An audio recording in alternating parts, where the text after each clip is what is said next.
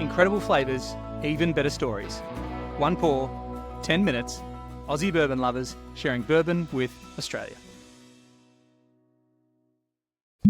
Oh, good pop. How about that one? It was really kind of what's the echoey? It was almost melodic, I think. What are we pouring? Musical. We are pouring one of my favourite discoveries from last year's Kentucky Bourbon Festival, a Lucky 7. And if you're listening to this as we release it, that means you're listening to it while we're on a plane. Oh, going to the next Kentucky Bourbon Festival. It's that. I'm excited. But you're probably not listening to it when it's released. Cheers. This is a Lucky 7 holiday toast. So, Lucky 7, hang on, here we go. It's like so... Toasted barrel finished bourbon by the guys at Lucky 7. Yep. They're a non-producing distiller, an NPD. I haven't said it enough times to be able to do it. It means that they source their bourbon. Which means? Don't worry about it. It tastes delicious. I'll tell you in a sec. On the nose, like this is like if you think about Woodford Double Oaked or you think about Elijah Craig Toasted Barrel, they're doing this kind of stuff where they take a bourbon that's already really good and then they put it in another barrel, new barrel. It's like maple syrup poured all over fruit. Right. This is... delicious. Christmas pudding. To me... Christmas pudding, yeah. I'm getting like... And it's part of the joke, I think, of calling it a holiday toast is it tastes a bit like Christmas. It definitely smells like Christmas pudding, Christmas cake.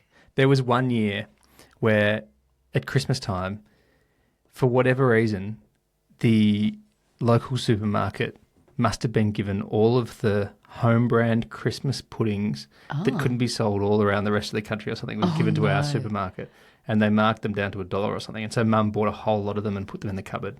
And they were sealed in like a plastic container. Last for ages. They last for ages.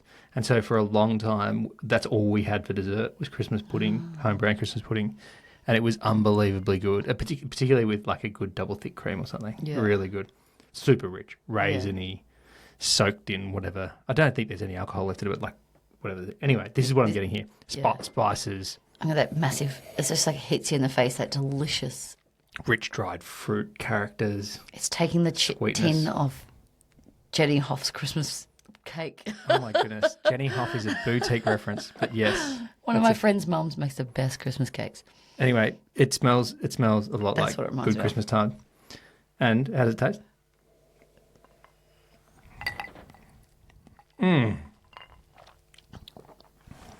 It tastes so good. Basically the same. It's so good. It's one of those ones that the smell and the taste, it's all the same, just Christmassy goodness. 115 proof, so 57.5%. So quite potent in terms of like, if you're used to drinking 40%, this has got an extra, it's almost 1.5 times that. Yeah. It was an extremely difficult decision to have four, is it? For lots of Lucky 7 expressions. Yeah. And we were on limited baggage, and we had to really decide and select very carefully which one we wanted to bring home, so that we had to taste it quite a lot. They signed the bottle and everything. There's Michael and JP from Lucky 7. They were amazing. We've previously spoken about how cool it is at Kentucky Bourbon Festival that with the smaller distilleries, or in this case non-producing distilleries, they are there, right there at Kentucky Bourbon Festival. Yeah, to answer all your questions and talk about their story. And these guys were so fun. Oh, we had the best afternoon with them. We went back to their stall a few times. We went back a few times. But then we just so happened to be lucky enough to be Lucky 7 standing there when they kind of called last drinks on the last day. And so we kind of had knockoff drinks with them because once you pour your last pour, then you're done. Then they say you got to stop, and there's people from the festival going around saying stop, which is good. Of course, everyone needs to go home. But we had a beer actually because next door was Town. Yeah, it was one of their mates doing and had the beers. Beer. It was great. So we had beers with them at the end. It was so cool, and we had a really good chat. And they're amazing guys. My mission is to get Lucky 7 in Australia because unfortunately it is not at this point something you can get in Australia, but it's so good. All right. Can I quickly... Sorry, I'm interrupting you. No, I was just going to say that's my mission. Okay, all right. We'll chat to them about it. This time. Yeah, okay. But now can we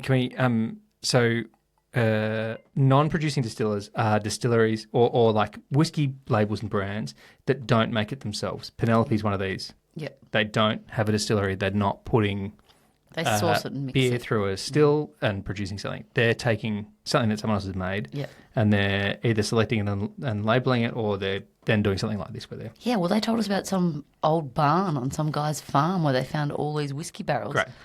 And they bought them and And they used them. I'm like, it's incredible. So many of these different ones, and I think there's two kinds of categories of ways of thinking about it. First one is, they're not a distillery, I shouldn't consider them.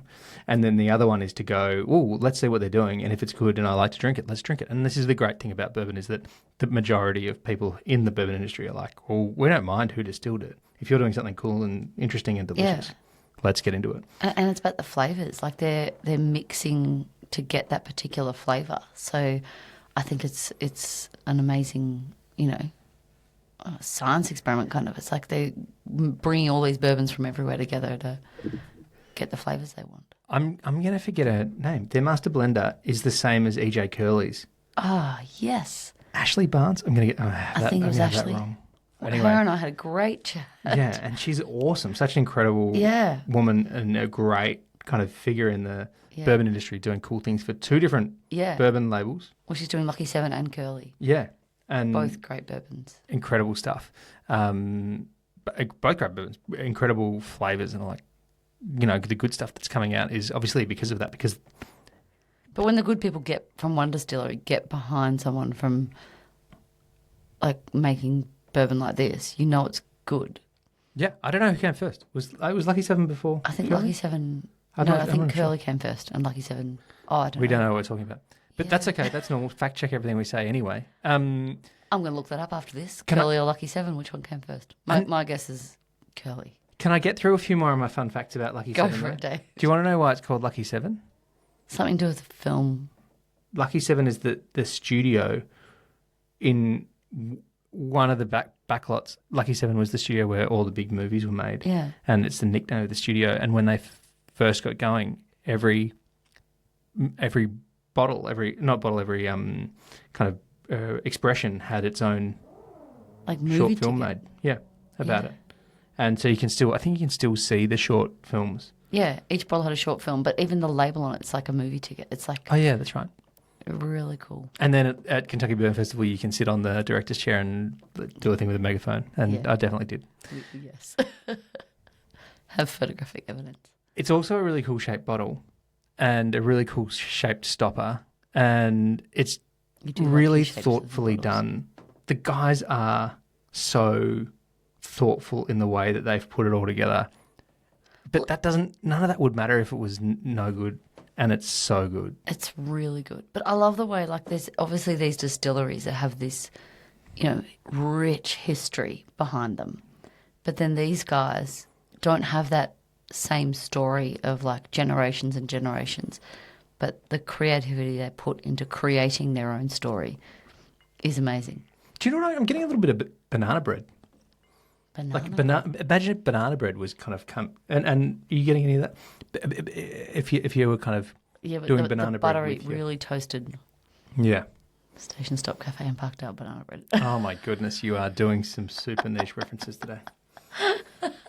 I'm just sharing where it takes me, where the smell takes me. I love it. They've got so many different releases. The Holiday Toast is obviously a finished bourbon because they put it in the secondary cask where it's a toasted barrel. Yeah. So that's what they're doing.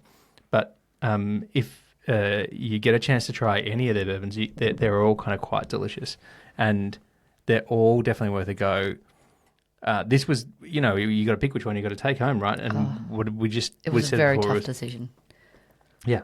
You're trying 60 distilleries with 200 different brands and expressions. You've got to pick what bottles you're going to bring home. Yeah, but just between the four of their ones, they were all really amazing. Yeah. Yeah. I think the other thing that I really like about Lucky 7 is just how cool the guys were and how generous they were with their knowledge and their time. Yep. Sometimes you get to a booth that's really busy, and these guys were busy the whole time we saw them. Yep. They're just trying to get the pours done and move on and get it out of the way, but these guys were so generous with their time. So we're really grateful for JP and Michael looking after us. Yeah. But then as well for the opportunity to bring a bottle home and be able to keep tasting and sipping and enjoying it. Yep, it's on my wish list for this year's festival. All right. A Lucky 7 bottle. Well, the dilemma is whether I get the same one or a different one. oh, we got to get a different one, I think. Anyway, here it is. Cheers. Lucky 7. Thanks for listening.